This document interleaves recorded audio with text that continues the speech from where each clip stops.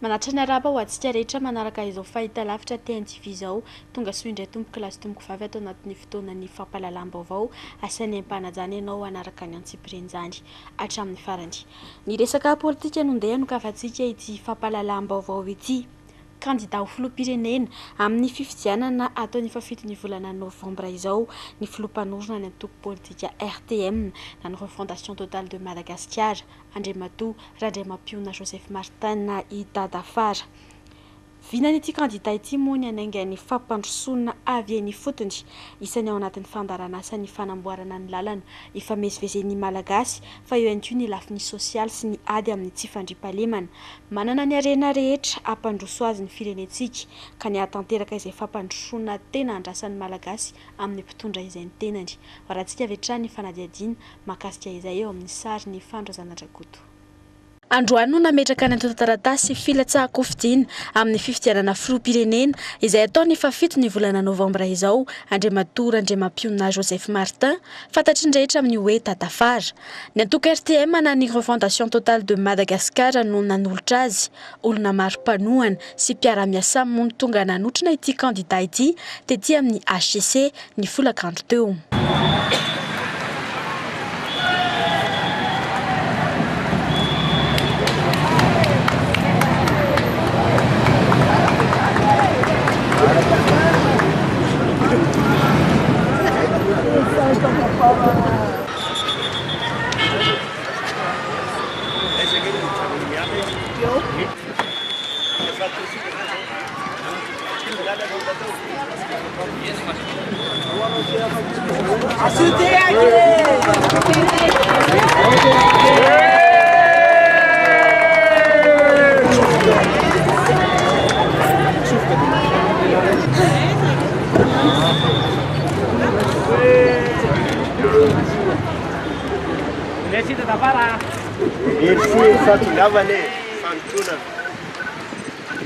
Kandida manana vina hitondrana fampandrosoana ny firenena Andriamatoa Randriamapiona Joseph Martin na Idadafara. Efatra amin'ny taona 2024 no namolavolan'ny paikady anatanterahana izany fampandrosoana izany. Tokony heritreritra ny vahoaka malagasy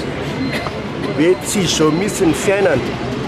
Tokony hiainantsika vahoaka malagasy izay miaina ao anatin'ny firenena anankiray, tafiditra ao anatin'ny firenena fito manan-karena indrindra eto an-tany, nefa dia ao anatin'ny 5 farany mahantra indrindra. Dia izay zany mba ampitaina ny vahoaka malagasy hoe ovay ilay fomba fijery, sahy manova fa tsy voatery hoe ireo efa teo ireo ihany. Tsika manana zo androso raha manana mpitondra honnête ny Madagasikara ity 5 taona tsika ny tokony première puissance africaine milahatra amin'ny firenena européenne rehetra raha honnête ny président. Tafiditra ao anatin'ny asa ho ataon'ity kandida ity moa ny fanamboaran-dalana sy ny famoronana lalana vaovao ampikoriana ny fifanakalozana sy ny fampandrosoana isa-pasitra. Raha tena hoe hanana izany fampandrosoana izany ny firenena malagasy dia tokony ho vita daholo ny lalana makany amin'ny commune manodidina ny 700 raha ohatra zany ka ataontsika mahenona 70 kilometatra ny lalana ray makany amin'ny commune, misy lalana 2 sy 7 kilometatra zany tokony atao makany amin'ilay commune zany. Fa be dia be koa ny lalana izay tokony fironina, ohatra hoe fandrina Somarlambo izay tokony ho vita 100 kilometatra nefa dia miodidina makaty Antananarivo Moramanga izay tafakatra hatrany amin'ny 700 kilometatra sady mbola ratsy ny lalana. Ireo lalana vaovao tokony fironina ireo zany izay lalana manitsy dia mbola misy hatrany amin'ny 2 kilometatra. Zany hoe raha 10 kilometatra eo zany lalana tokony amboarina eto Madagasikara izay vao mahita hoe misy ny fandrosoana. Ankoatran'ny jiro électricité, ny trano, ny hôpitaly, ny sekoly. Zay nefany tokony ho vita ny budgetsika. Budget propre tsika dia tokony havitana lalana 4,000 ka hatramin'ny 100 kilometatra isan-taona. Nefa atao anatin'izay 90 taona tondran'ireo mpitondra telo farany teo izay tsisy 10 kilometatra akory ny vita. Raha izay rythme zay zany raha hoe 90 taona anao tsy navita na 10 kilometatra azy, 90 amin'ny 100 taona zany zay vao vita ny 100 kilometatra izay tsy havita akory na dia ny district eto Madagasikara.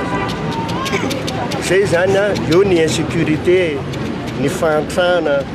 dia zay zany natonga ny tena hoe mila mijoro mihitsy zany hanafitra nyity fireneny ity. Fa tsy mifanaraka amin'ny zava-misehana ny malagasy ny fomba hitondrana ny fitantanana ny firenena, ny lalam-panorenana napetraky ny fitondrana teteza mita fa nataony mpitondra tamin'izany hifanaraka amin'ny kajikajiny fotsiny ihany, raha ny fanazavana Andriamatoa Randriamampiona Joseph Martin i Dadafara araka izao fanazavana hoentiny izao. Raha ny tokony ho izy ny filoham-pirenena dia milatsaka ao anatin'ny feheziny lalam-panorenana. Io lalam-panorenana amin'izao fotoana izao io anefany dia tena atao hitondrana firenena, hampandroso firenena, fa napetraky ny filohan'ny teteza mita sur mesure tamin'izy tsy nahazo ny latsaka hoe apetrany io ny député no manendry ny premier ministre izay manana fahefana be dia be. Ny eritreriny tamin'izay fotoana izay dia hoe satria ny filoha hery izay nitoanany dia tsy navelany hametraka député fa izy nametraka ny député ny mapara. Ny eritreritry zany izy tamin'izay fotoana izay fa izy no ahazo ny majorité parlementaire dia izy no lasa premier ministre afaka enimbola nateorena dia ho ahongany ny filoha hery Rajaonary Mampianina. Zay zany ny plan nanaovana ny lalam-panorenana io. Zany hoe io zany lalam-panorenana tsy natao hitondrana hampandroso ny firenena fa lalàna napetraky ny filohan'ny teteza mita tamin'izay fotoana izay hahafahany mipetraka miverina eo amin'ny fitondrana. Tsy hoe ny filoha lany io no tokony hikitika an'io fa tokony amin'izao fotoana izao io no amboarina. Tokony misy lalam-panorenana vaovao zany izay fehin'ny filoham-pirenena ho lany eo. Nefa moa nahatonga na hoe nilatsaka amin'izao dia hoe io zany règle misy aloha fa raha ny tokony ho izy dia tokony mametraka lalam-panorenana vaovao misy aloha hifanarahany rehetra. Gouvernement tena consensuel no apetraka fa tsy zao hoe izy telo mirahalahy izay efa samy teo no ametraka ny gouvernement io izay tsy antohana mihitsy ny fahamarinan'io fifidianana io. Fa ho an'Andriamatoa Eric Rajaonary dia ny vehivavy no tokony homena sehatra amin'ny lafin-drehetra isian'ny fifampandraisana andraikitra mitovy ary hanafanganana ihany koa ny asa mpampandrosoana. Horantsika izay faneho-keviny izay eo amin'ny sariny Erandrenatenaina. Ankoatra ireo vinam-piarahamonina tena maika izay tsy maintsy atao laharam-pahamehana dia nambaran'Andriamatoa Eric Goanomady, filoha-mpanorona ny orinasa Goanomady, fa tsy maintsy homen-danja ny vehivavy eo amin'ny asa fampandrosoana. Manana ny talentany sy ny fahaiza-manao ny vehivavy malagasy hoy izy ka tsy maintsy mifanome-tanana amin'ny alalan'ny fifampizarana andraikitra mitovy ny lahy sy ny vavy amin'ny sehatra rehetra misy eto amin'ny firenena. Le vinam-piarahamonina moa nenay dia efa mazava ho azy dia hoe mametraka ny politika ny fotony izahay. Anisan'izany efa fantatrareo moa izany dia hoe fametrahana ny fandriam-pahalena filaminana, ny ady amin'ny kolikoly, ny resaka hoe fanabeazana, hoe ampiakaran'izay ny farim-piainan'ny vahoaka. Tovy daholo matetika moa le vinam-piarahamonina raha tsy diso ny candidat fa ny zavatra hoe misongadina aminay mazava ho azy dia zavatra roa voalohany dia ny vehivavy. Tokony asiana asina amin'izay ny vehivavy amin'ny resaka fiarahamonina zany. Tokony amenan-danja amin'izay ny vehivavy ho anay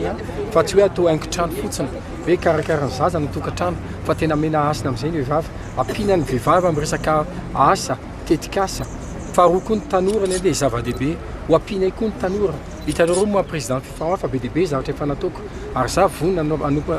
anampy amin'izay ny tanora indrindra zany amin'ny tetikasa izay manana tetikasa ny tanora nefa tsy ampy ny fanampiana ary izay zavatra tena hoe ho ataonay anisany hoe amin'ny hoe tena misongadina amin'ny vinam-piarahamonanay vehivavy dia ny tanora. Ankoatra ireo voalaza teo ireo moa dia candidat dimy hafa ihany koa no efa natafapetraka ny antota taratasy ny teneniviny HCC tamin'ity androany ity. Varantsika avy hatrany tatitra mahakasika izay.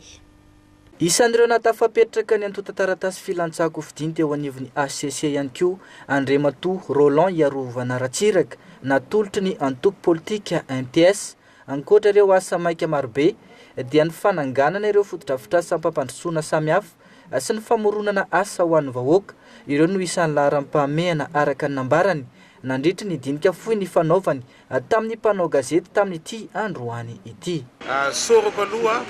ny vahoaka izay tonga tany Antsonjombe omaly hitantsika menakafo fa betsaka be dia be mihitsy ary soroko ihany koa problème tanàna mihoatra ny 300 izay nanao siny fa ny sasany tsy afaka nanao sini satria tsy ampy le taratasy atao amin'ny HCC. Ny asanay atao amin'ny mpiaradia amiko aloha atao amin'ny MTS dia voalohany indrindra ampiseho ny vahoaka malagasy fa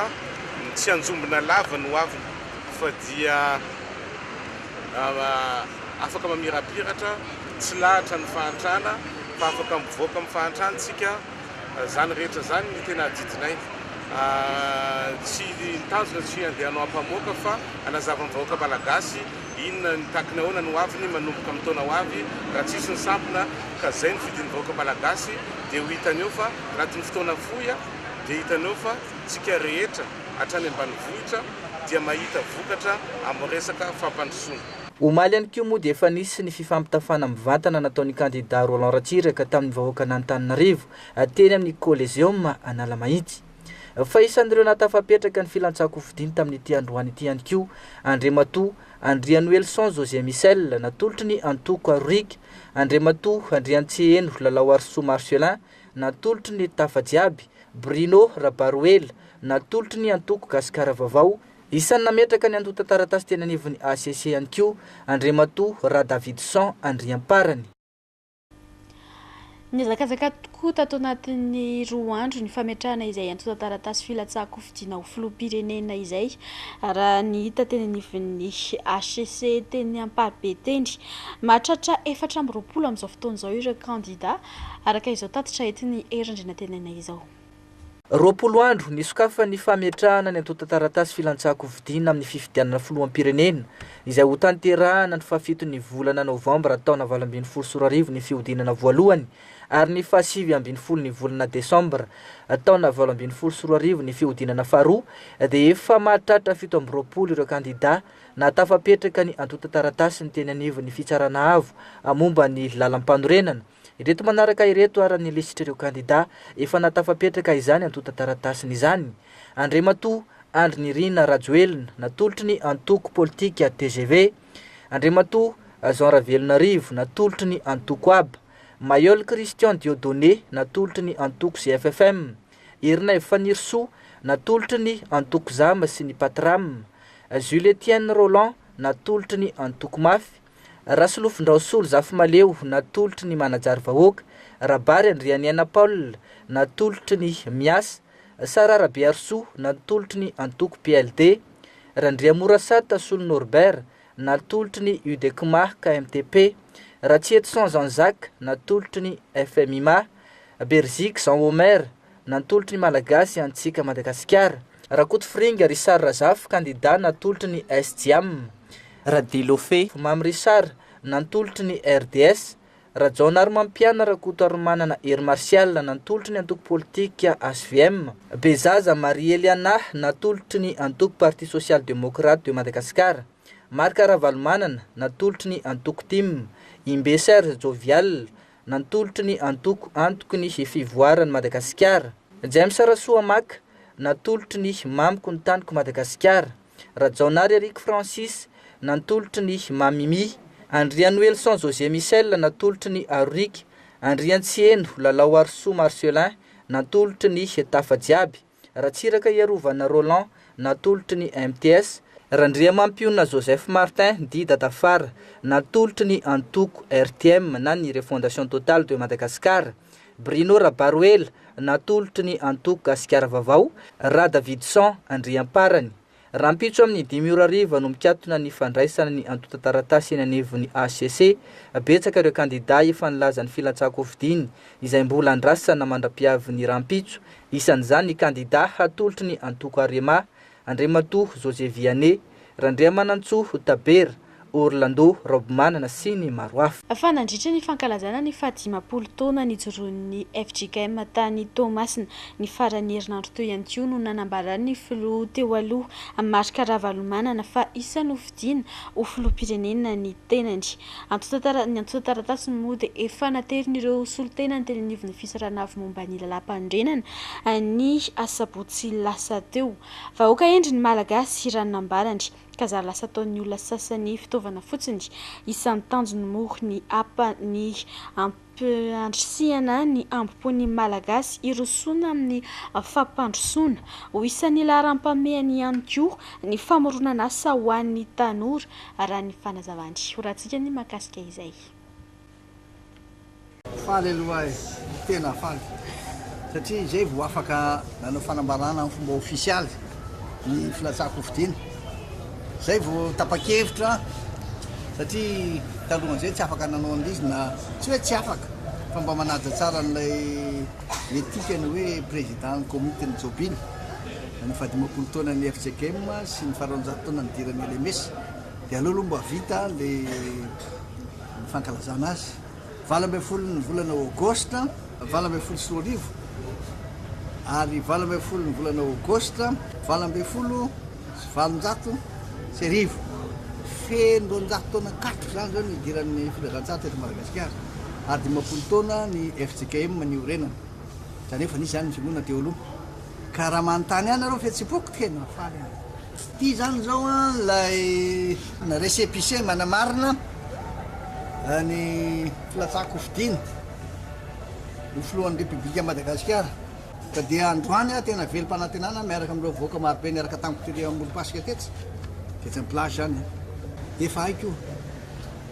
satria zany efa tolo teo 7 taona dia fantatro tsara zao mavoa ndraiky malagasy reto zao mavoantsika malagasy voalohany indrindra aloha mila pitarika tsika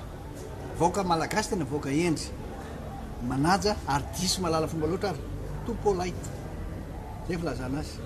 Ao anatin'izay resaka politika izay atrany rehefa tsy nahitam-boka ny fikirizan'ireo mpanao politika teo anivon'ny HF izay ahitana ny VHT, ny CRN sy ny Kitana nanao ny fomba rehetra ny tsisy ny fifidianana filoham-pirenena amin'ity taona ity araka ny daty napetraky ny gouvernementany marimaritra iraisana dia nilaza indray ny HF androany fa nolotra kandida ao anatin'izany fifidianana izany dia Andriamatoa Tabera Razafy-Manatsoa rahantsika ny fanazavany.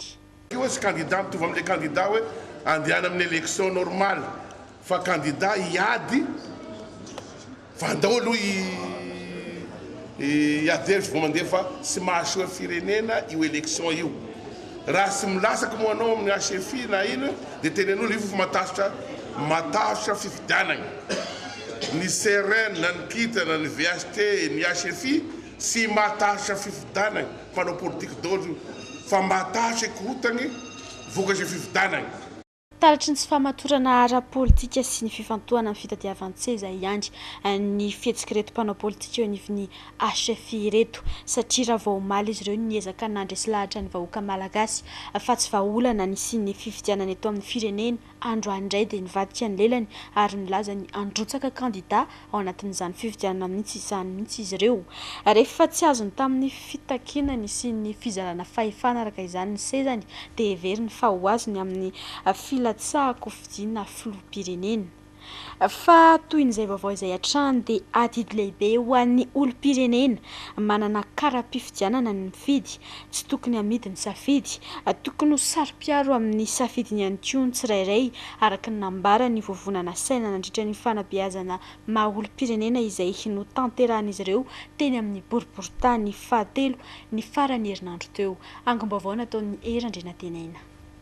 Fahadisoana lehibe ho an'ny olom-pirenena afaka mifidy ny tsy fanehoana ny safidy matetika nefa dia ireny ihany no menomenona sy manometsiny rehefa misy ny zavatra tsy mety fahalovana mpiseho matetika ihany koa ny fivarotana safidy amin'ny endriny maro araka ny fanazavany mpiambana avy eo anivon'ny vovonana saina. Mila malala ny malagasy fa sarobidy ny safidy ny fanehoan'ny malagasy ny safidiny malalaka no miantoka ny hoavin'ny firenena sy ny taranany araka ny nambarany mpiambana eo anivon'ny saina nandritra ity fionana tamin'ny vahoakan'ny boriboritany fahatelo ny farany herinandro teo ity. Zay koa ao anatin'le hoe fanabeazana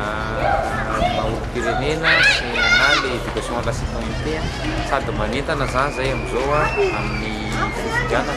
entanina le ampahan'olona sy dia liana loatra resaka fifidianana mba manatanteraka ny abidiny satria andraikitra lehibe notasomy zany atao izy filoham-pirenena zany raha fotsika fotafotsy kanefa isika napaka an'izany ao anatina fotoana fohy dia ilaina zany ny fahafantaran'ny olona tsirairay avy mahakasika an'io mba ahafahana manana ny tena olona afaka hitondratsika sy tsindra ny sosialitsika ny anay moa zany lafiny sosial te sosial vahoaka tena jerezana dia programa mahakasika zay tena azavainay foto-kevitra mahakasika zay tena azavainay dia manentana tena manentana ary manao fanentanana zay azo atao rehetrarehetra zay na amin'ny amanjery na eny amin'ny fiarahamonina mba ahafahany olona tena mahay misafidy tokoa rehefa miasaka zay fifidianana zay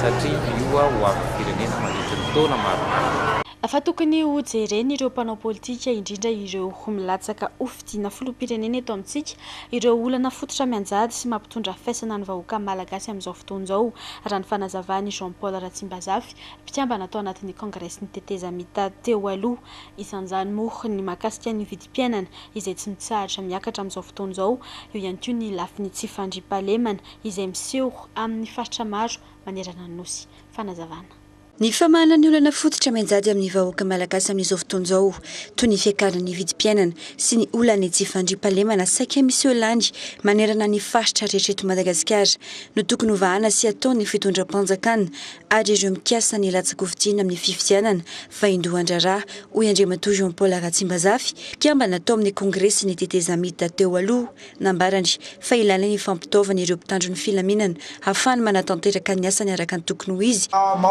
Ny zava-misy satria rehefa tafiditra anaty ala le dalo dia miembotra ny gendarme satria tsy ampy ny fitaovana eo am-pelantanany